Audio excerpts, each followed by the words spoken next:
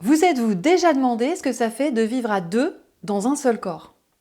La question paraît bizarre, pourtant c'est ce que vivent les femmes enceintes et ce que nous avons tous vécu dans le ventre de nos mères. Je m'appelle Laurence Aubrin, je suis professeure de philosophie et mère de famille et j'ai voulu décrire l'aventure de l'enfantement. Dans ce livre, Enceinte, je vous embarque dans un voyage étonnant qui va du désir d'enfant jusqu'à la naissance. À travers cette méditation et par la voix de romancières et de femmes qui m'ont confié leurs témoignages, j'essaye de décrire les bouleversements qui transforment une femme en mère. On parle d'heureux événements, mais pendant la grossesse, on peut vivre des sentiments très ambivalents.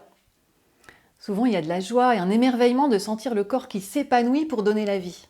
Mais il y a aussi une grande fatigue, des doutes, des incertitudes et parfois de grandes remises en question. Qui peut vraiment se sentir à la hauteur pour assumer la vie d'un autre, pour porter son avenir?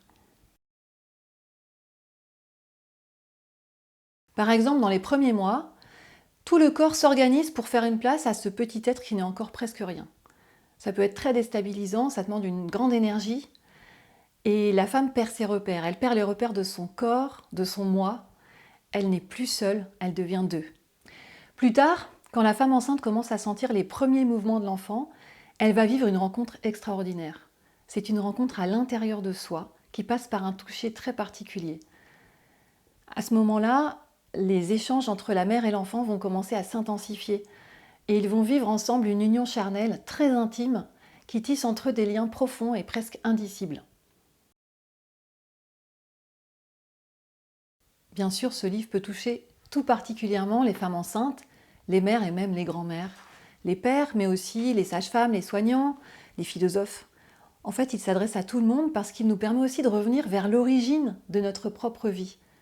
Avant de découvrir le monde par nous-mêmes, nous avons vibré dans le corps d'une femme, nous avons vécu dans ce monde humain, sensible, qui nous a permis de ressentir nos premières émotions.